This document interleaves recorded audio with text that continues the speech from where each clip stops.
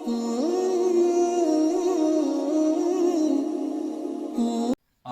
بالله من الشيطان الرجيم بسم الله الرحمن الرحيم الزاني لا ينكح إلا زانية أو مشركة والزانية لا ينكحها إلا زان أو مشرك وحرم ذلك على المؤمنين.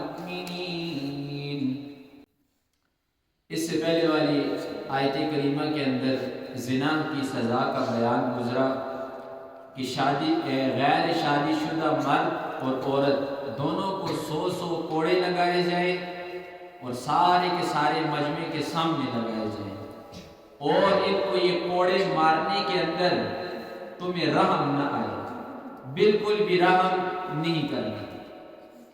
اب سوال یہ پیدا ہوتا ہے کہ چلو یہ تو کوڑے مارنے یہ علیحدہ چیز ہے، تو پورے کے پورے انسان کو انسان قتل کر دے تو یہ کون سا انسان ہے؟ اس کی مثال بہت ہی عام سی ہے کہ جب انسان کے جسم کے اندر انسان کا جب اپنا بازو وغیرہ خراب ہو جائے اسے بھی انسان کاٹ دیتا ہے. یہ ہے تو یہ فرد ہے، انسان ہے، ہمارے ساتھ معاشرے میں رہنے والا ہے، لیکن اب یہ معاشرے کو گندا کر رہا ہے، معاشرے کے لیے زہر ہے. اگر اسے ہم معاشرے کے اندر چھوڑیں گے یہ معاشرے کو اور خراب کرے گا، لہٰذا اس کو بھی کاٹ کر پھینک دیا جائے، اسے قتل کر دیا جائے. تو ادھر فرمایا 100 کوڑے عورت کو اور 100 کوڑے مرد کو. کون سے؟ جو غیر شادی شدہ ہیں. جو شادی شدہ زانی ہے، زنا کرنے والے ہیں، انہیں قتل کر دو، رجم کر دو، ختم کر دو انہیں. اور انہیں مارنے کے اندر چاہے کوڑے ہوں یا پتھر ہوں تمہیں رحم بالکل بھی نہ آئے. ان کنتم تؤمنون باللہ والیوم الآخر، سخت جملہ ہے. فرمایا اگر تم مومن ہو، اللہ پہ ایمان رکھنے والے ہو تو ان لوگوں کو کوڑے مارو، انہیں مت چھوڑو. اور یہ حدود کا بیان چلا آ رہا ہے. رسول اکرم صلی اللہ علیہ وسلم نے فرمایا کہ اگر میری بیٹی فاطمہ بھی چوری کرتی میں اس کا بھی ہاتھ کاٹ دیتا. کوئی کسی قسم کا رحم نہیں. دین اسلام نے مسلمانوں کے لیے اور خصوصاً عورتوں کے لیے بہت زیادہ نرمی کا برتاؤ کیا. اتنے حقوق مسلمانوں کو اور ان عورتوں کو دیے ہیں، اتنے حقوق کسی مذہب نے نہیں دیے. مسلمانوں کو اور خصوصاً عورتوں کو اسلام نے لا کر وراثت کے اندر کھڑا کر دیا کہ عورت یا لڑکی ہے، آپ کی بہن ہے، بیٹی ہے، بیوی ہے، آپ کے ساتھ آپ کی وراثت کے اندر شامل ہے. کون سا مذہب ہے جس نے؟ آپ اگر دین اسلام کو چھوڑ کر زمانہ جاہلیت کو دیکھیں، زمانہ جاہلیت کی وہ تصویر آپ دیکھیں گے تو عورت کو دیکھنے کا دل نہیں کرتا. ایسی تصویر مشرکانہ جو انہوں نے بنائی تھی عورت کی کہ انسان کو عورت نام سے نفرت ہوتی تھی. قرآن کے اندر موجود ہے ساری بات. اللہ فرماتے ہیں کہ جب ان کے ہاں بیٹی پیدا ہوتی تھی ان کے چہرے کالے ہو جاتے تھے بیٹی کی خبر سن کر. اور یہاں تک کہ اگر کسی عورت کا خاوند فوت ہو جاتا عدت اس سے کیسے گزرتی، اسے ایک کمرے کے اندر بند کر دیا جاتا تھا. 1 سال 2 سال تک وہ کمرے کے اندر پڑی رہتی تھی. اچھا، کمرے کے اندر اس نے روشنی تک نہیں دیکھنی ہوتی تھی. اسی کمرے کے اندر وہ پیشاب کرتی، پاخانہ کرتی، اسی کمرے کے اندر رہتی. کھانا بھی ادھر ہی پھینکتی اس کے سامنے، پیشاب بھی وہ ادھر ہی کرتی، سارے کا ساری وہ عدت اس طرح گزارتی. اب حضرت عائشہ فرماتی ہیں کہ جب اس کی عدت ختم ہونے کا وقت آتا تو کوئی بکری کا بچہ وغیرہ یا مینگنے وغیرہ یہ اس کے سامنے پھینکی جاتی تھی. وہ اپنے جسم کے ساتھ اسے ملتی تھی، یعنی جو میل 1.5 سال کی میل ہے میں وہ اتار دوں گا. فرمایا وہ جو بکری کا بچہ ہوتا تھا جو اپنے جسم کے ساتھ ملتی تھی کبھی کبھی وہ بھی مر جاتا تھا اس کی جراثیم کی وجہ سے. اب اس عورت کو اٹھایا اسلام نے، اٹھا کر لا کر مرد کے ساتھ کھڑا کر دیا. فرمایا جیسے تم لوگوں نے حصہ لینا ہے، آپس میں وراثت کو تقسیم کرنا ہے، ایسے ہی آپ نے کیا کرنا ہے، عورت کو بھی ساتھ دینا ہے. ایک مقام دیا. تو وہ مقام دینے کے بعد پھر جو شرائط تھی اسلام نے وہ شرائط لگائی کہ عورت گھر کی چیز ہے، عورت اپنے خاوند کی چیز ہے، عورت نے گھر سے باہر نہیں نکلنا بغیر ضرورت کے۔ اگر باہر نکلتی بھی ہے عورت پھر کیسے نکلے گی؟ با پردہ ہو کے نکلے، تاکہ کسی غیر مرد نگاہ اس کے اوپر نہ پڑے۔ یہ عورت اصل عربی زبان کے اندر عورت کہا ہی اسے جاتا ہے جو چھپی ہوئی ہو، نظر نہ آنے والی ہو۔ تو جو باہر نکل کر نظر آ رہی ہے وہ عورت ہی نہیں ہے، عورت وہ ہے جو گھر کے اندر ہے۔ اگر عورت اپنی پہلی اسلام سے پہلے والی زندگی کو دیکھے اور بعد کے اندر زندگی کو دیکھے کہ اسلام نے کتنی عزت عورت کو دی ہے، تو عورت اس احسان کو نہیں ختم کر سکتی۔ تو وہ چیزیں سوچے، پھر اس کے بعد دیکھے کہ جو عورت گھر کے اندر ہے، پردے کے اندر ہے، اللہ نے اسے عزت دی ہوئی ہے، اور جو عورت باہر نکلی ہوئی ہے، عام بازاروں کے اندر پھر رہی ہے، بے حیا ہو کر، پردہ اتار کر، وہ عزت کے اندر نہیں ہے۔ تو فرمایا الزانی لا ينکح الا زانیہ۔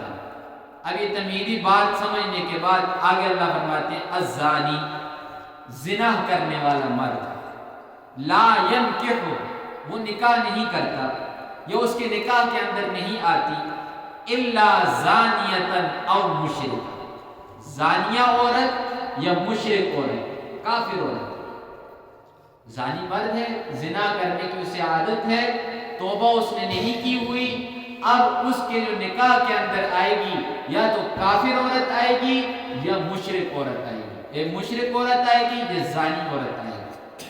والزانیۃ، اور زانی عورت جو ہے، لا ينکحها، اس کے نکاح کے اندر نہیں آئے گا یا یہ نکاح نہیں کرے گی، الا زان او مشرک، یہ زانی مرد ہوگا یا مشرک مرد ہوگا۔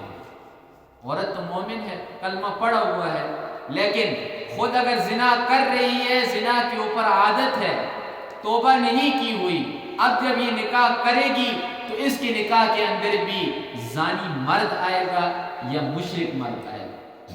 یہ ایک تجربے کی بات ہے، یہ کوئی حکم نہیں اللہ یہاں پر بیان فرما رہا ہے، یہ اللہ ایک عام معاشرے کی بات بتا رہے ہیں کہ جیسی کرنی ویسی برنی، جیسے آج کریں گے ویسے آگے جا کر کاٹیں گے۔ اگر ساری زندگی زنا کے اندر، ان لذتوں کے اندر رہے تو نکاح کے بعد بھی اگر آپ کے نکاح کے اندر مفسرین لکھتے ہیں پاکیزہ پاک دامن عورت آ گئی، آپ کو وہ لذت حاصل نہیں ہوگی، وہ نکاح برقرار نہیں رہ سکے گا، وہ ختم ہو جائے گی، نکاح طلاق کی صورت ہو جائے گی یا کوئی اور صورت۔ کیوں؟ اللہ جواب میں فرماتے ہیں وَحُرِّمَ ذَلِكَ عَلَى الْمُؤْمِنِينَ، ایمان والوں پہ یہ والا نکاح حرام کر دیا گیا ہے کہ وہ کسی مشرک عورت کے ساتھ نکاح کرے۔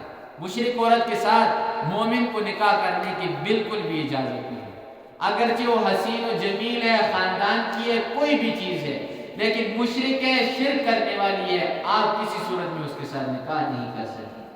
آپ کہیں کہ میرے نکاح کے اندر آئے گی، نکاح کرنے کے بعد میں کلمہ پڑھا لوں گا، نہیں، ہو ہی نہیں سکتا۔ نکاح کرنے کے لیے سب سے بڑی جو چیز ہے وہ ایمان ہے، دونوں کا ایمان ہوگا تب جا کر نکاح ہوگا۔ اگر ایک کا بھی ایمان نہیں ہے یا ایک شرک کر رہا ہے تو نکاح ان کا نہیں ہوگا۔ اور دوسری زبان کے اندر جسے رسول اکرم صلی اللہ علیہ وسلم نے بیان فرمایا وہ ہے دیوسیت، کہ خاوند اپنی بیوی کی بدکاری دیکھنے کے بعد خاموش ہو جائے، اس کے اوپر بات چیت نہ کرے، برا بھلا نہ کہے، اسے طلاق نہ دے، تو یہ مرد دیوس ہے۔ رسول اکرم صلی اللہ علیہ وسلم نے احادیث کے اندر اس مضمون کو بیان کیا کہ آپ اپنی بیوی کی ساری کی ساری ان چیزوں کو دیکھ رہے ہیں، دیکھنے کے بعد بھی آپ اسے نہیں روک رہے، تو آپ کیا ہے؟ دیوس ہے۔ وَحُرِّمَ ذَلِكَ عَلَى الْمُؤْمِنِينَ، اور اس چیز کو مومنوں کے اوپر حرام کر دیا گیا۔ آگے فرمایا وَالَّذِينَ، یہ سزا زنا کی اور زنا کا بیان گزرنے کے بعد اب آگے اللہ ایک دوسری چیز کو بیان کرتے ہیں، وہ ہے تہمت لگانا کسی کے اوپر۔ کسی کے اندر ایک عیب نہیں، آپ ویسے ہی اس کے اوپر بہتان لگا رہے ہیں، تہمت لگا رہے ہیں، تو اس کا کیا بیان ہے، اس کی کیا سزا ہے؟ اللہ فرماتے ہیں والذین وہ لوگ یرمون المحصنات جو تہمت لگاتے ہیں پاک دامن عورتوں کے اوپر، زنا انہوں نے نہیں کیا لیکن زنا کی تہمت ان کے اوپر لگا دی، اور آگے اللہ فرماتے ہیں ثم لم یأتوا بأربعۃ شہداء، پھر یہ تہمت لگانے والا شخص 4 گواہوں کو لے کر حاضر نہیں ہو رہا، تو فرمایا فجلدوہم، ایسے لوگوں کو آپ کوڑے مارو، 80 جلدۃ، 80 کوڑے۔ یہ سزا کس کی ہے؟ تہمت لگانے کی۔ یہ عام معمولی باتیں ہم سمجھ لیتے ہیں، کسی کے اندر کوئی عیب نہیں، ذاتی دشمنی ہے ہماری اس کے ساتھ، ہم اس کے اوپر اٹھا کر ایک بہتان لگا دیا، تہمت اٹھا کر لگا دی، تو فرمایا وَلَا تَقْبَلُوا لَهُمْ شَهَادَةً أَبَدًا، یہ مردود الشہادہ ہو جائے گا، کبھی بھی اس سے کسی قسم کی کوئی گواہی نہیں قبول کی جائے گی۔ جو کوئی بہتان لگانے والا ہے، تہمت لگانے والا ہے، شریعت اسلام کے اندر اس کی گواہی ہمیشہ کے لیے ناقابل قبول ہوگی، کبھی اس کی گواہی قبول نہیں کی جائے گی۔ کیوں؟ وَأُولَٰئِكَ هُمُ الْفَاسِقُونَ، یہ وہ لوگ ہیں جو اللہ کی حدوں کو تجاوز کرنے والے ہیں، یہ فاسق لوگ ہیں، اللہ کی حدوں سے نکلنے والے ہیں۔ تو جو کوئی اللہ کی حد سے نکلے گا وہ کہاں پر بچ سکتا ہے؟ پر میں ایسے شخص کی کبھی بھی گواہی کو قبول نہیں کیا جائے گا۔ شرعی عدالت جسے کہا جاتا ہے، جس کے اندر قاضی بیٹھا ہوا ہوتا ہے، اس کے اندر اگر کوئی گواہی دے گا تو اس کی گواہی دینے کے لیے بھی اس کے اوپر شرائط لگیں گی، نمازی ہے کہ نہیں، پرہیزگار ہے کہ نہیں، کیا کوئی ایسا کام تو نہیں کر رہا جو خلاف سنت ہے یا خلاف شریعت ہے۔ مثال کے طور پر کوئی داڑھی کٹوا رہا ہے یا کوئی ایسا عیب اس کے اندر نظر آ رہا ہے تو شرعی عدالت کے اندر اس سے گواہی کو قبول نہیں کیا جائے گا۔ آج کا مسئلہ تو علاج ہے نا، آج تو اسلامی قانون ہمارے ملک کے اندر ہے ہی نہیں، لاٹ نکالنے کا قانون چل رہا ہے کہ آپ 200 300 400 روپے دے کر باہر سے کسی گواہ کو بھی خرید کر اندر لے کر آ سکتے ہیں۔ آج کے معاشرے کی بات نہیں کر رہا، دین اسلام کی بات کر رہا ہوں کہ دین اسلام کے اندر جو گواہی دے گا اس کے لیے بھی شرائط فقہاء نے رکھی ہوئی ہیں۔ فرمایا وَأُولَٰئِكَ هُمُ الْفَاسِقُونَ، کیوں ان سے گواہی قبول نہیں کی جائے گی؟ کیوں؟ یہ اللہ کے حدود کو تجاوز کرنے والے ہیں، نکلنے والے ہیں، تو جو اللہ کا نہیں ہو سکتا وہ بندوں کا کہاں ہو سکتا؟